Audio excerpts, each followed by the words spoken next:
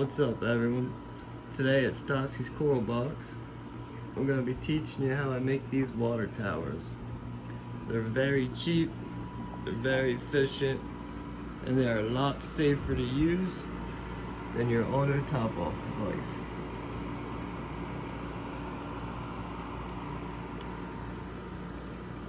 I fill my water towers up with kalkwasser, and I'll show you that as well. I don't have the lumber to build the water tower stand, so I'll kind of briefly show you how and where I get the materials. I'll also show you where I find all the bulkheads and fittings for the water tower on Amazon.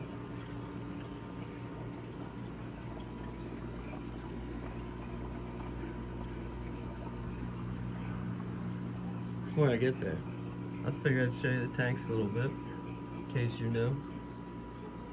Don't ever take someone's advice without checking out some corals first. But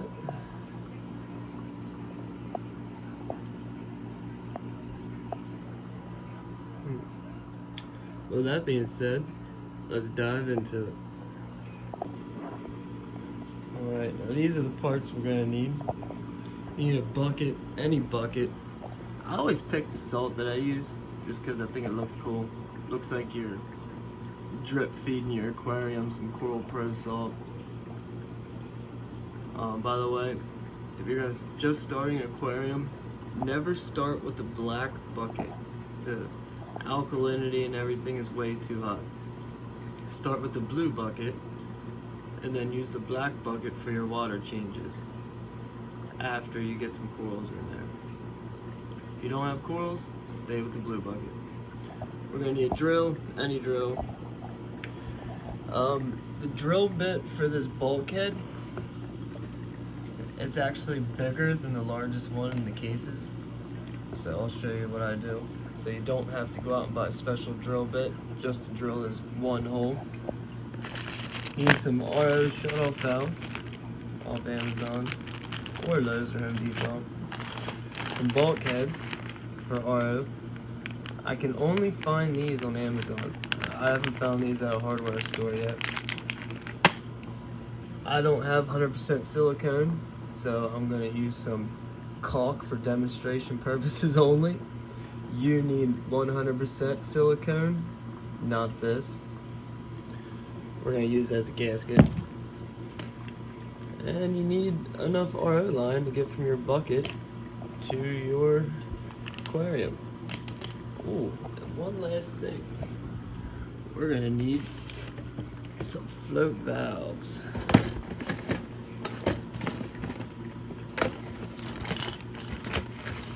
We also get the float valves off Amazon. There's a million different kinds, but they have different style brackets. You know, I'd highly recommend getting a bracket. Off Amazon, you can get these red and white brackets. These are probably my favorite.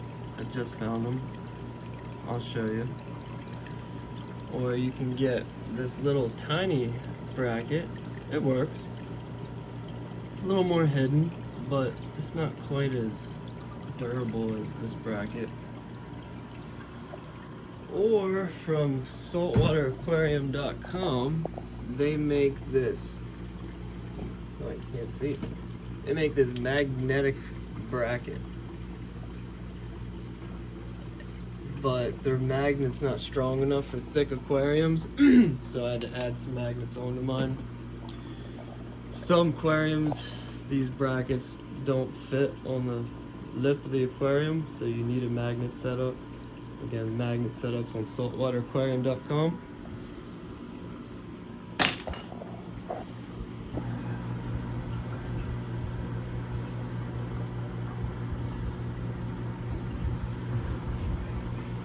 Alright guys, we're gonna use the largest drill bit we have in our case, and it's gonna be too small. But I'm not gonna go out and buy a special drill bit for one hole.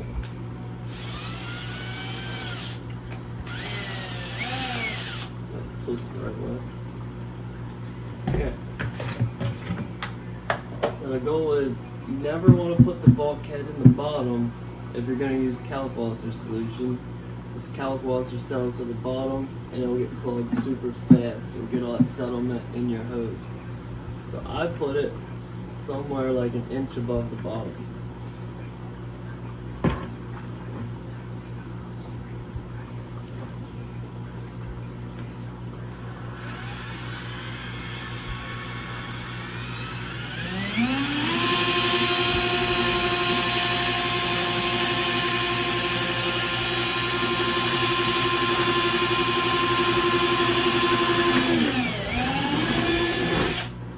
Now, I'll show you.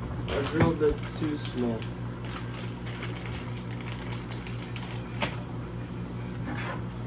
It does not fit. So, you want to ream it out a little bit. This ain't going to do the whole job.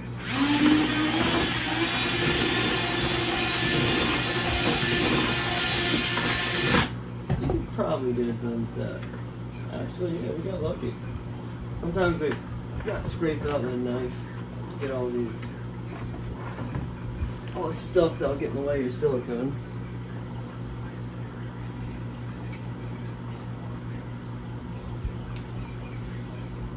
So, we'll just scrape it out.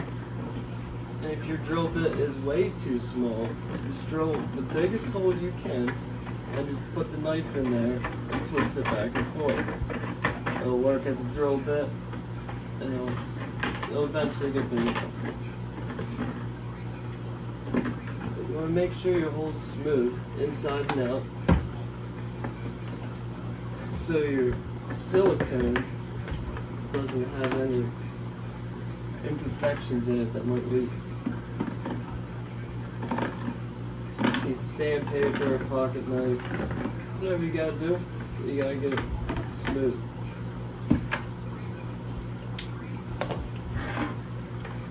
Once that fits, you're gonna take your 100% silicone, not what I have. Curious to see if it works.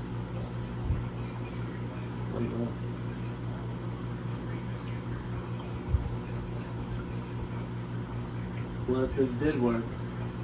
We would rub it around the edge to work as a gasket, like a rubber washer, because these do not come with them. And you can rub it on the side of your bucket, but it's got to be on both sides. Either way, you want a little bit of silicone on there. Push that in. Put some silicone on the washer as well. Screw it tight. And then you want that to dry.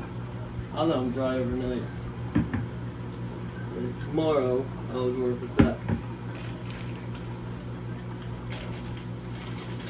Now when you're doing this, you always need a shut-off valve halfway down your line. Because if you're using kalkwasser, sediment mixes up. You want to have it shut off during that period. And sometimes you need to do maintenance or take your float valve off and clean it in vinegar. There's a lot of reasons why you need to shut it off.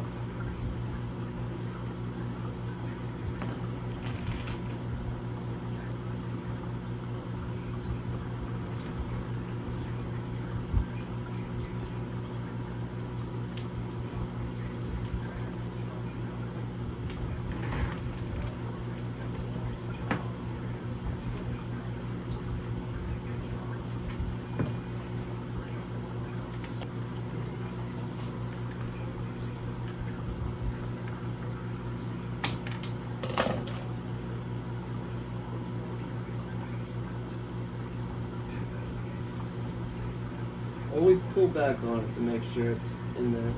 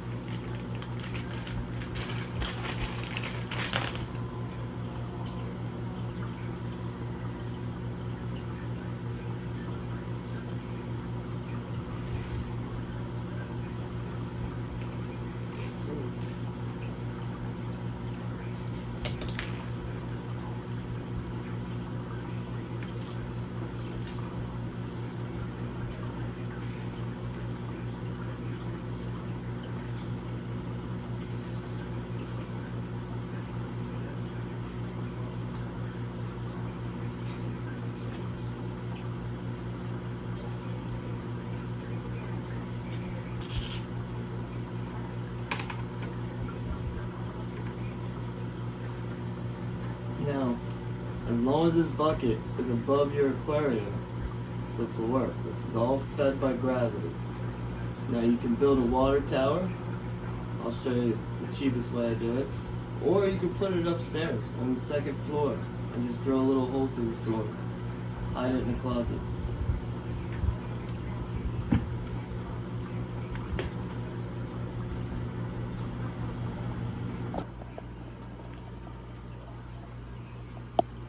And then I just throw it up there for example, but as long as it's above the aquarium, come down, you have a switch, turn it on and off. Then you just clip it to your aquarium or your sump. Screw it tight, you're good to go. You have to adjust your float valve. Right here, you can move it up and down, and this helps you regulate the water level. Once you get this adjusted one time, you'll never have to mess with it again. Like right now, my float valve's too deep in the water. I would have to bring it up some. And then as the water level goes down, it'll just drip back in. Over here's a better example.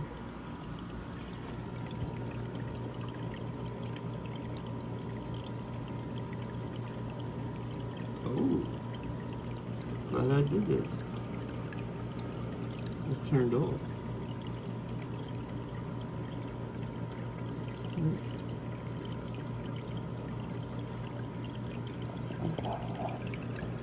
If you do it correctly, it'll just drip in as it empties. This will keep your salinity more stable than any other device you could possibly come up with. At some point, an ATO will fail. It's an electronic device. Your sensor will fail or get dirty. Something will happen to make your auto top-off device fail.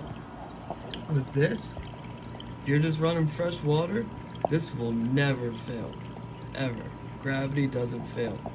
Now if you're running kalkwasser like me, once a month you'll have to take this float valve off, soak it in vinegar, so it don't get clogged up and cause a failure for you.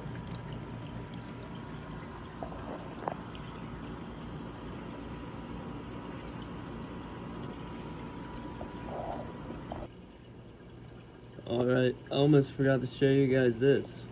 On these Petco breeder tanks, this is a 20-gallon long, the bracket didn't fit right. My float valve was crooked, so I put a Lego piece back there. I rinsed it off, and so there's a Lego piece just kind of holding it off the tank, so if you have this problem, you'll understand. But my little yellow gabies love it. It's their new little hiding spot. It's kind of cool.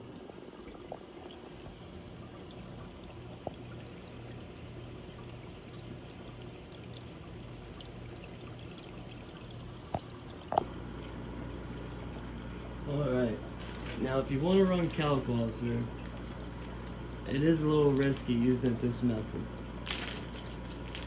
but it works great. I mean, I can't complain. Now, I run fully saturated kalkwasser solution in all my water towers. When you first start, your alkalinity will spike. Just watch your coils. If your coils look happy, just ignore it. It'll eventually come down. If your animals are not looking very happy, cut it down. Fill your water tower up with half kalkwasser, half fresh water. Or even a little less kalkwasser, maybe a quarter kalkwasser, 3/4 fresh water. But if you're gonna cut it back, no matter what, you have to still mix up fully saturated kalkwasser solution. If your pH meter is calibrated correctly, and more than likely it is not, none of them are, it'll be at 12.4. So as long as you're in between 11.5 and 12.4 pH on your kalkwasser solution, I would consider it fully saturated. And now it's important to keep it fully saturated because it's the only way to regulate how much you're putting in your water tower. If you try to guess, you're gonna be wrong. It's very important that you mix it up fully saturated if you want consistency. Even if you're cutting it with water in your water tower, you want to dump it in fully saturated so you know how much you're putting in. Now this part's pretty easy. I just got a normal cheap wave maker, any powerhead wave maker, don't even matter if it's half broke. Any of them in there. And you can see all the stuff settling on the bottom. You'll see it stir up here in a second. Whatever does not dissolve will settle to the bottom.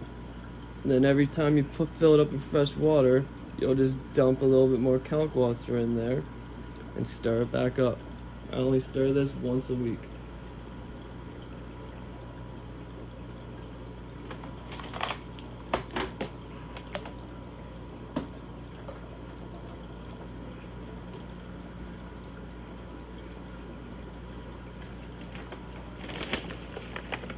You really can't put too much kalkwasser into this water because whatever does not get dissolved will just fall to the bottom and you can use it next time.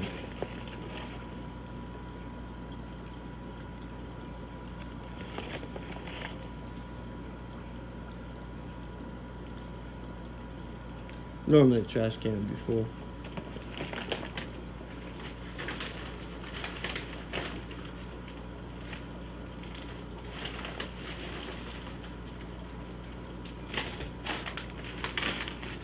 You always want to squeeze all the air out of your bag of kalkwasser because it does have a reaction with the air and it will degrade the quality of calcium hydroxide powder. The container you store it in, you have to keep a lid on it. Don't have to be completely airtight, but it needs a lid so it don't have a reaction with the air. And you'll know if it is having too much reaction with the air because it will get a layer of, it will get a hard layer on top.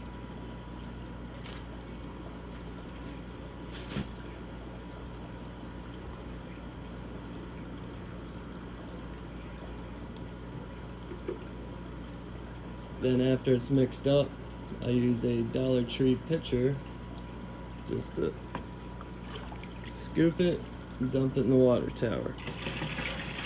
But after you do this mixing phase, you have to let it settle for a half hour to an hour until your solution is clear.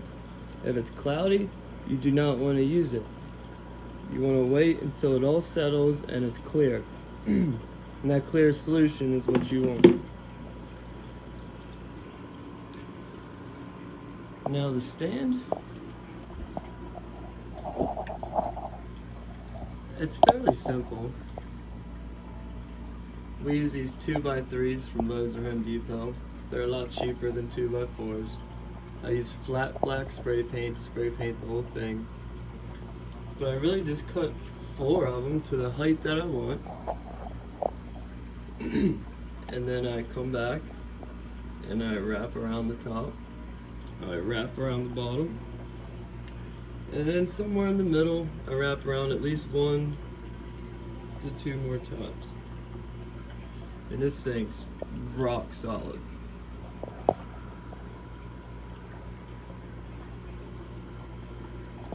At the very top, I put a couple in there to support the bucket.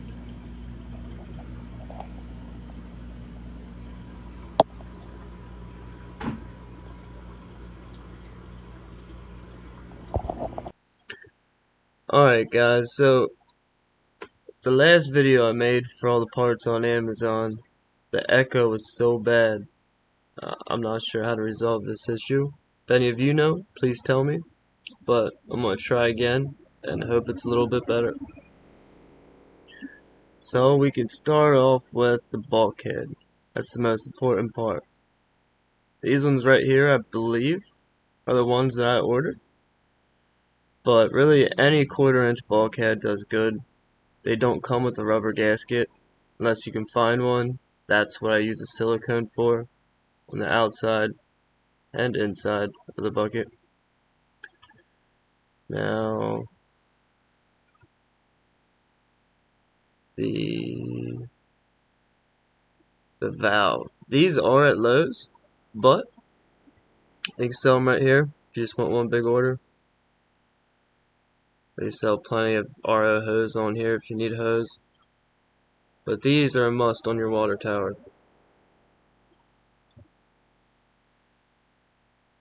Then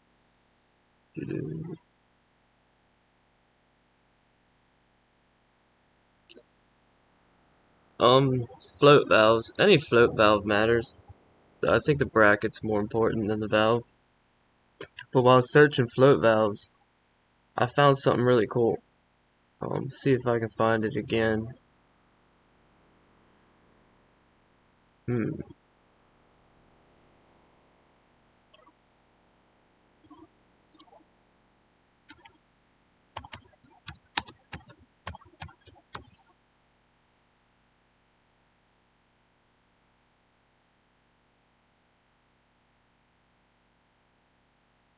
It's close to that.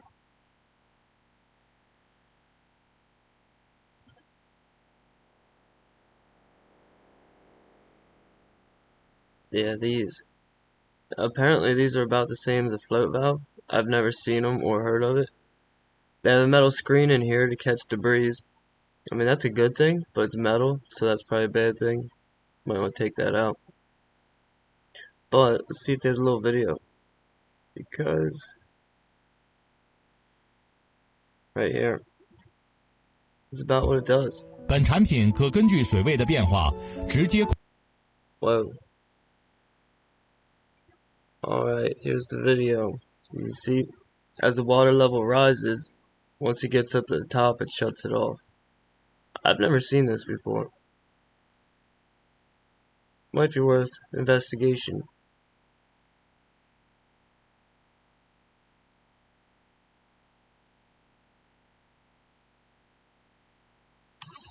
Alright, brackets. Brackets are pretty important as well.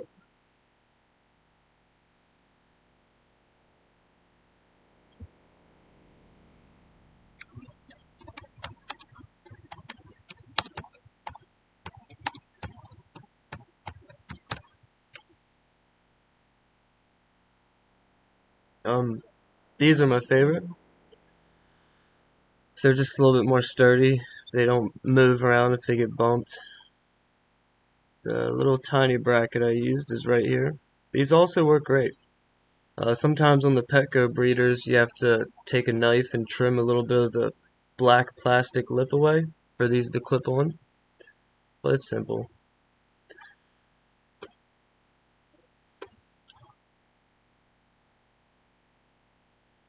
But while we're talking water towers and water, I might as well show you how I treat my water. My RO unit is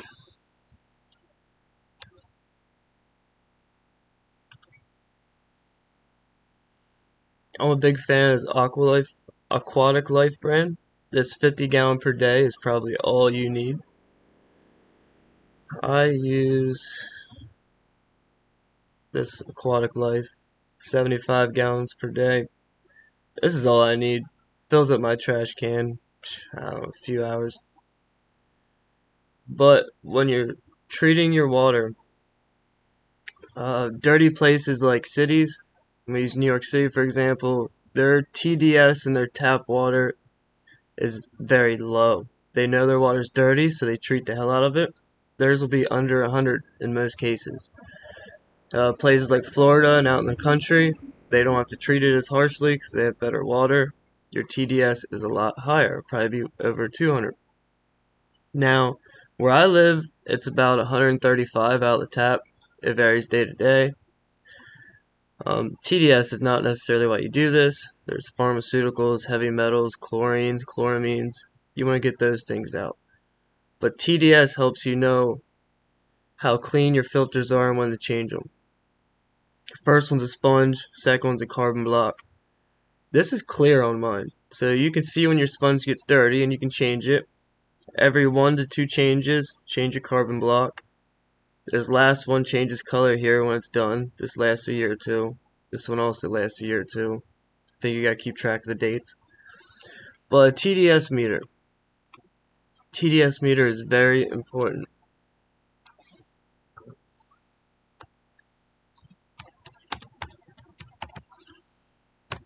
Because once TDS is getting through, total dissolved solids, that means your water, other things are getting through. So normally, once it runs through your RO unit, it should come out 0 to 1 TDS.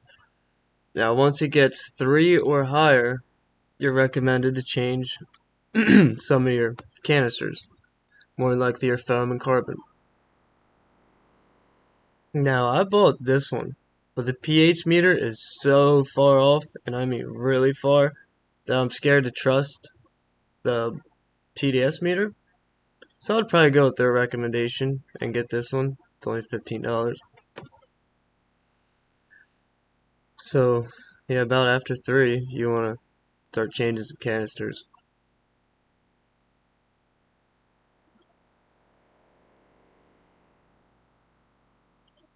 And I believe that's it for Amazon.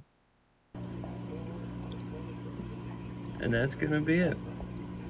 If I think of anything else, I will add it in the comments. But I believe I covered everything. And if I did miss something, please just ask.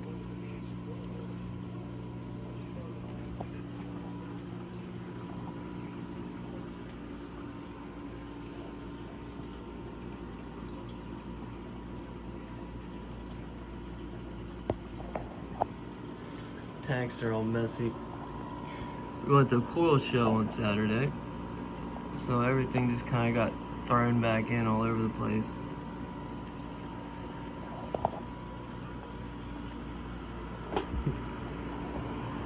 And I believe in the next week, I'm going to be cutting this trichophilia. We're going to try our hand in that and see how that goes. But everything else is so happy in this tank. I believe it's going to go good. The Wilsonized frag just fine.